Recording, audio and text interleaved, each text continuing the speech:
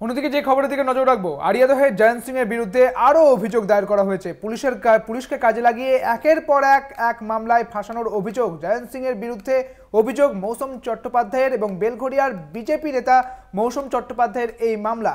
পুলিশকে কাজে লাগিয়ে ফাঁসানোর অভিযোগ বিজেপির নেতাকে। হাইকোর্টের দাবি বিজেপি নেতার আইনজীবীর। মৌসুম চট্টোপাধ্যায়ের বিরুদ্ধে 4টি মামলা দায়ের হয় হাইকোর্টে।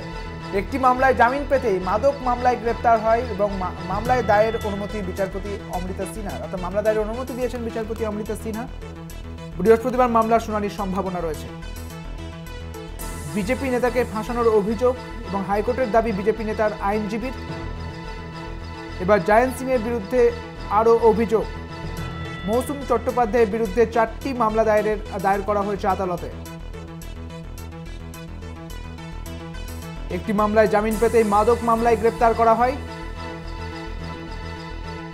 আরো বিস্তারিত জানবো, আমাদের সঙ্গে রয়েছেন আমাদের প্রতিনিধি পীযূষ কান্তিনাগ। পীযূষ দা, ঠিক কি জানতে পারছো, বিস্তারিত জানবো।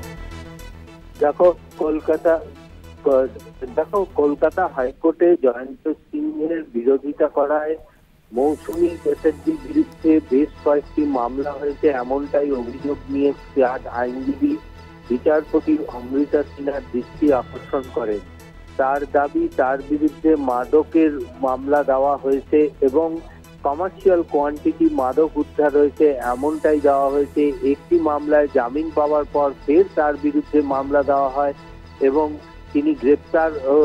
তাকে গ্রেপ্তার করা হয়েছে। এ বিষয়ে তার আইনজীবী দাবি করেছেন যে নার্কোটিক কন্ট্রোল অফ ব্যুরোকে দিয়ে ইনভেস্টিগেশন করানো হোক, এ বিষয়ে আদালত হস্তক্ষেপ করুক। এই দৃষ্টি আকর্ষণ এবং আদালতে তারা মামলা দায়ের করতে চান। বিচারপতি অমৃতা সিনহা মামলা দায়েরের অনুমতি দিয়েছেন। আগামী বৃহস্পতিবার এই মামলার শুনানির সম্ভাবনা রয়েছে।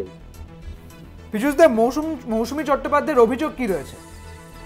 মৌসুমী চট্টোপাধ্যায়ের অভিযোগ, তিনি জয়ন্ত সিং এর বিভিন্ন কাজের বিরোধিতা করায় বিরোধী দলের নেত্রী হিসাবে তার বিরুদ্ধে বারবার পুলিশকে কাজে লাগিয়ে বিভিন্ন ধরনের অভিযোগের ভিত্তিতে তাকে গ্রেপ্তার করা হচ্ছে এবং তিনি জামিন নেওয়া পরেও তাকে গ্রেপ্তারের আর অন্য মামলায় ফাঁসানোর চেষ্টা করা হচ্ছে।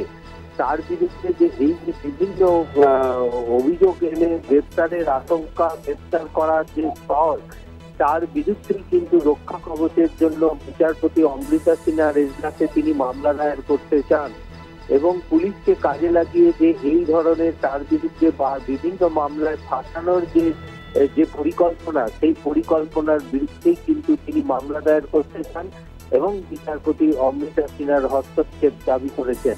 তিনি কি কারোর নাম বলেছেন?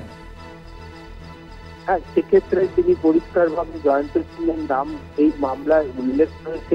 যদিও মামলাটি এখনো দায়ের করা হয়নি, বিচারপতির অনুমোদন যেহেতু বিচারপতি অমৃতা সিনহা মামলা দায়েরের অনুমতি দিয়েছেন এবং এর পরবর্তীকালে তিনি মামলা দায়ের করবেন এবং মামলার শুনানির সময় আর কার নাম উঠে আসে সেটি কিন্তু পরিষ্কার হবে।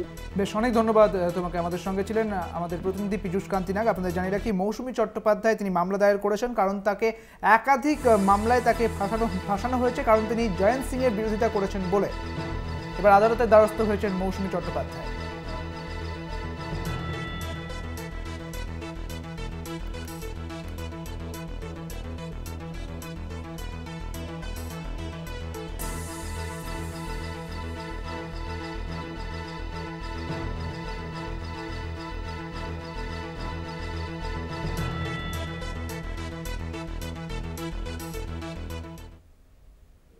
হাড়োয়ায় ভোর রাতে শুট আউট হয়েছে এবং এই আশঙ্কাজনক অবস্থায় একজন হাসপাতালে ভর্তি রয়েছেন বলে জানা যাচ্ছে। এই শুট আউটের ফলে একজন আশঙ্কাজনক অবস্থায় একজন মহিলা, তিনি কলকাতার আরজিকর হাসপাতালে ভর্তি রয়েছেন বলে জানা যাচ্ছে। বাড়ির জানলা দিয়ে গুলি করা হয়েছে তাকে।